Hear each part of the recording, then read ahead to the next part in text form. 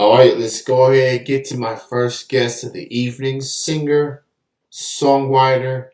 She just released her latest song last time, just came out as of last Friday.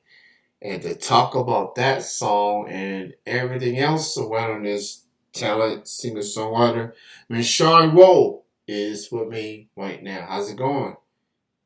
It's going great. How are you doing? I'm good, good. Thank you so much for being on the show this evening and happy St. Patrick's Day to you. Happy St. Patrick's Day to you as well. I forgot to wear green today. I don't know if you remembered to wear green, but You and I on the same boat. I didn't feel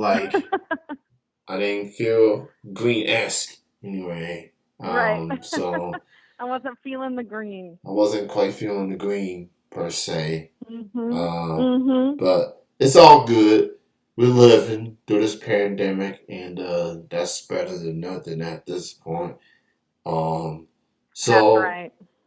you released your latest single last time as of last Friday, and we'll talk more about that a little bit later. But first things Mhm. first, how did your journey begin? How did you get into being a recording artist?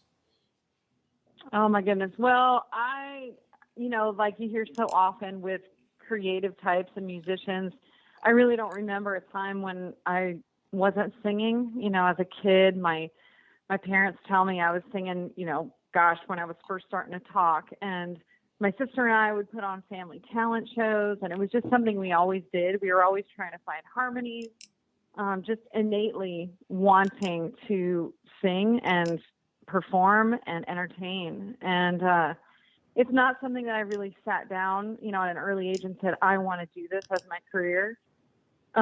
Really, things just started to unfold and doors started to open. And from my perspective, I was just doing something that felt very natural to me. So I would enter, singing contests as a teenager, and I was in choir, and it was just something I was always drawn to. And then little by little, opportunities began to present themselves, and people, heard me or worked with me and thought, wow, there's something here, and let's work on your songwriting. Let's talk about releasing some music. And I sang in church a few times with my family as well. And then one day it was like, how, I'm doing this. This is what I do. And from there, that's where you start really applying the work to it, because you realize you can do something that you love as your career. And so I've been very fortunate to have a lot of support along the way. Definitely getting the support. Obviously you got the passion and you got the talent Mm. from what I've heard. Mm. Just you definitely have so much in store. Just when you go for something, you go all in and just hope for the best. And from what I've read That's about right. you, you've definitely done some incredible things. You have not only have you performed here in America, obviously, you got to perform in festivals in Poland. So I'm literally talking to an international artist here. With an Oh international man. experience per se. Obviously, performing in America different from performing in Poland. Just talk about the experience, just being there, the whole culture and everything. What was it like? Just not just being at Poland, but getting to perform there. Oh yeah. I mean, that's one of my best memories. We've toured Poland twice, and we always are wanting to make plans to go back. Of course, COVID changed everyone's plans for a while there, but hopefully, we're getting back into some sort of normalcy. But Poland was, gosh, it was picturesque. First of all, beautiful country. Those picturesque scenes that you imagine with the, being upstairs and, looking out the windows, and the windows are spread open, and there's geraniums in boxes just overflowing the window boxes. And you can hear the bells in the cathedral, and the cobblestone streets, and the fresh baked bread and pastries, and everything that you would imagine it to be. It just went beyond that for me.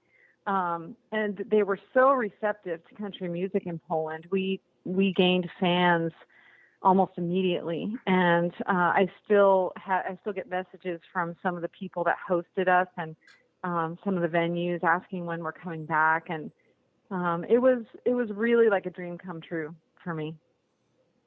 So, in other words, you left a really good impression on the Polish. Um, they love them some Shari Rowe, and the You fact know, that they we yeah. go ahead. Sorry, no, it was one of those things where I just really genuinely love people. I think that's, obviously I love creating music, I love performing, but connecting with people that's what really drives me. And music is the way that I connect with people. And my grandparents were actually born and raised in Poland, and I didn't get to meet them. They passed away when my mother was very young. And so I have that culture in my family. And it just so happened that we ended up there doing shows that had nothing to do with, me being from there or anything. But it was just so surreal to be in the place where my family, originated. And so we had this connection, and I was, having the foods that I grew up eating and that I still cook, and having them, where they originated. So it was just spectacular. Definitely holds a huge place in my heart. Yeah, absolutely. Just, family being there, some family representation. So it definitely felt like it was bound to happen at some point, and it did multiple times. So Poland, Mm. she gonna come back, just matter of when. So she's coming. She's coming. Yep. So I also see you got to open for some names. Artists like Mm. Wyona Judd, Jimmy Allen, who's definitely Mm. become one of my favorite country artists. Diamond Mhm. Rio, and even Aaron Carter. You're open I for know, him right? as well. So, Yeah. getting those opportunities for these household names, obviously when you being an independent artist, getting platforms like that, that's saying something. So Mm. just what's the experience like? Just getting to open act for artists like Rihanna, Jimmy, Rio, and Aaron. Yeah. I mean, I feel really blessed to have had those opportunities. People ask me very often, what was it like to meet them? What was it like to see sort of behind the scenes and share the stage? And I can honestly say across the board that everyone has been so gracious and kind and supportive. And gosh, you do your set, and then you go backstage, or I usually stay side stage when the main act goes out, because I love getting that perspective, seeing them do their thing and hit that platform. And I've just kind of stood in awe, and I'm just taking in the moment, and I'm thinking, wow, what is it? What's the common thing that has given these artists the ability to not only succeed, but in the case of like Winona, Diamond Rio, Reba, these legendary names, what has given them the longevity in their career? And I've noticed a few common things. One, they are kind people with integrity, and they don't look down on somebody who's just coming up. And they're very encouraging and supportive. It's very much like a cheer you on kind of mentality. Good people, And then the other thing is they just didn't stop. There's so much discouragement that comes your way in anything that you pursue, but especially being in the public eye, there's a lot of scrutiny when it comes to music, and it's your creative outlet, it's your heart on the line, and so it can be very difficult to overcome the rejection, because you're going to hear no way more often than you're going to hear yes. But these artists didn't stop, and it's like you said early on in our conversation, it's the passion that has driven them, and they were able to overcome, and they stayed humble. Well said, and regardless what you do in life, you gotta have the passion to do it. You gotta know Mhm. that you gonna go through some adversity. You're gonna go through ups and downs. It's life in general. Um, you definitely keep it level headed through it all. Very faithful. Just upbeat, and you definitely have had some success. You have had some big opportunities your way, and it doesn't look like you're slowing down anytime soon. So I like what I see and what I hear Aw, from Sarah Rowe. You're very graceful, as aw, far as your talent and just being an incredible human being as well. So, and aw. that's quite a segue to the next question. You've been known for your charity work as well. I see that Mm, you are a celebrity ambassador for the Scott Foundation and the Red Note Foundation. So talk about mm. your involvement with the Scott Foundation and Red Note Foundation. Oh, well, thank you for letting me share about that. That's very important to me.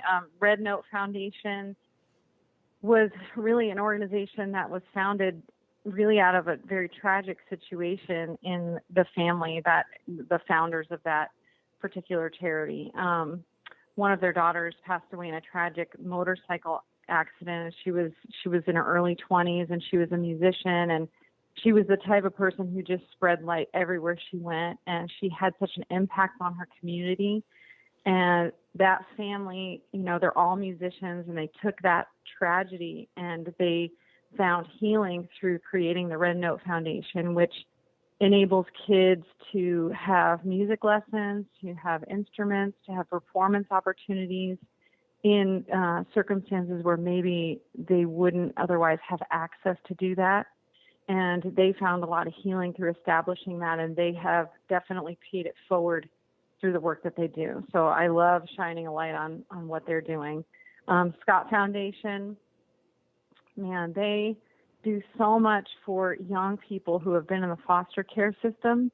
I have done so many events with them, and it's a lengthy program. It's usually the kids are involved for at least a couple years, and I will meet them at a function or a concert, that I'm at to help. And some of the kids who are just coming into the organization, you can just feel the heaviness, the stories that they carry and the pain that they carry from the things that have happened to them in just the few years that they've been on this earth. And you can see like they're not making eye contact. They just are kind of slumped over a little bit, and the Scott Foundation gives them a family atmosphere, gives them job skills, helps them find their purpose, reminds them that they are worthy of, finding what it is that they love to do and serving the community. They just equip them in so many different ways through skills and in the heart. And then I'll see those same kids maybe at another function a few months later, a year later, and they're standing upright and they have a sparkle in their eye, and you can hear them laughing, and they're having conversations with me, and they've learned how to use their skills and find their place in the world. So it is a privilege for me to represent organizations who are doing such amazing things. Yeah, absolutely. Obviously, giving back is definitely something that is very important. Obviously, when you have the platforms that you have, obviously they see what you do. They see what the music that you bring, the inspiration that you present. Just getting an opportunity to give back is good, and it just shows that the humility in people, and you always have that on display Mm, through your music and through mm, your contributions. So mm, props to the Scott Foundation and the Red Note Foundation for their contributions. And mm, as you being an ambassador for both charities, that's awesome. mm, Totally awesome. mm. So, My privilege. yeah, absolutely.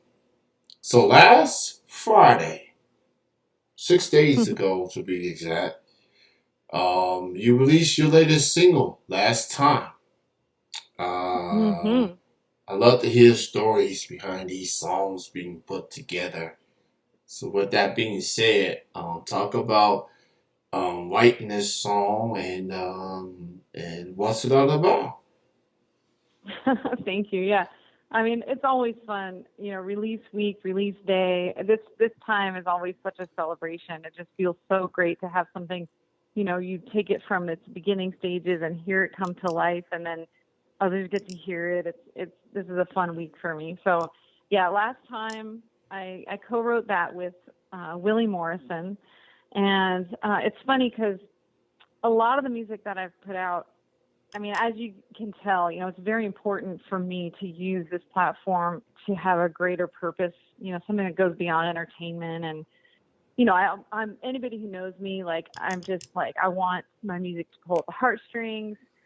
So I have a lot of music like that. Now, last time shows a whole different side of who I am. I mean, my band and I, my family and I, we're just, there's a silly, crazy, fun side to everybody. And I feel like I got a chance to show that with last time because some songs are birthed out of personal experience. Some are, inspired by other people. And then you have this other category that's just completely fictional in the storyline. But I mean, we can all like relate to taking a risk and then going, okay, that was great, but I don't think I'm going to do that again because it's, just over the top. But this particular storyline, I mean, it's obviously meant to be tongue in cheek. It's very much on the nose, very, just cheesy on purpose. And we meant it to be that way. And Willie and I were just laughing while we were writing it. And then we went into the studio and gosh, all the players, we were all talking about the lyric and the melody, and everybody agreed that the song just had this crazy tone to it. And I feel like the track that everybody laid down, everybody's part really supported that kind of crazy nature that the song has. And then it ended up kind of feeling, to me anyway, like sort of a throwback to 90s country and kind of like Shania Twain kind of pop country over the top a little bit. So we took that inspiration into the cover photos and just went all out with the 90s styling. So it's just a different side of me, and I'm having fun showing that part. I do like the Snow Train inspiration behind this song. And I do love Nice. me some Snow Train in general. Like she was Uh-huh. I'm a guy. I'm not gonna, you know, be upfront about it, but she was definitely one of the first country musicians I saw at a young age. And I saw some videos that didn't impress me much. Right? She's indeed she's very sassy. Very, very sassy. Uh-huh. And You got it. she's quite the beautiful woman. Um, Absolutely. just Absolutely. she's charming. She got very sassy in her now. And it's out there. So Yep. the '90s. She definitely paved the way as far as combining the country pop genres together. That was her Yeah. niche, and she kept it going for a very long time. So she's been around since the '90s, and she's still going to this day. So I just know. You're right. longevity on her part. And she Yes. inspired a generation of country pop musicians of today. Yes. So that brings a lot of joy indeed. So check out Shari's latest single, Last Time, just came out last week. It's available on all the platforms. So show your support. I see you are from the Southwest here in these United States. I'm just gonna assume you're from the good old desert known as Arizona, correct? Yes, you got that right. Yep. Okay, The so Wild West. yes. Nice sunny weather out there in the Oh yeah. desert with the Yep. cactus and a very adventurous state. Yes. If you into just seeing mountains and whatnot, I see you got some shows coming up ending the month of March, and you have a show on April. I see on the 26th, you're going to be at Sky Crossing. That's an early show, Mhm. 1 p.m. Then you're going to be at Murphy Park at Glendale West Mobile Home Park. That's on the 31st, 2 weeks from today. And on April the 9th, you're going to be at the Country Theater at Arizona around 5:30. It's at Florence. So how are you feeling about these upcoming shows you have on the horizon?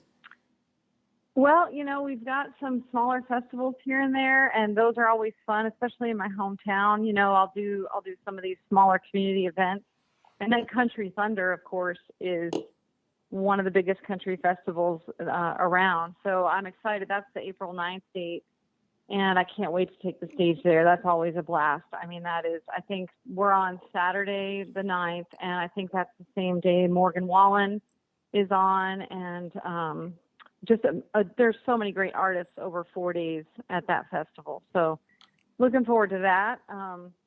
The calendar's filling up with a bunch of stuff that I don't have on that calendar yet. So we've got a mini tour coming up in the fall. We've got some New Mexico dates and some regional dates here and there. And of course, now that everything's opening up again, we're used to going back and forth to Nashville quite a bit. So that'll start up again here soon. All right, so Nashville, she's coming. That's Music City right there. So for more info on Shari, check out her website at sharirowe.com. That's SHARYROWE.com. All the music's there, upcoming shows. She also has a shop. You can buy some of her merch and keep up with what is next from Miss Shari Rowe. And go stream and purchase her latest single, Last Time. It's available on all the platforms. Keep streaming it. I'm hearing a lot of good numbers out there in the week. So it's right there. So go check out that particular track and all of her music up to this point. Miss Shari Rowe, it's a pleasure having you on the show this evening. Thank you so much for being on in this case on a very early afternoon in Yeah, Arizona. So I'm that's here on the right. East Coast, here in Kentucky, about 8:22 right now. But thank you for being on this evening. Continued success, keep doing your thing, and best of success goes out to you moving forward. Thanks again. Thank you so much for having me on the show. Have a great rest of your night. Absolutely. You have a good night and enjoy your weekend. Take care. Bye bye. All right, bye bye.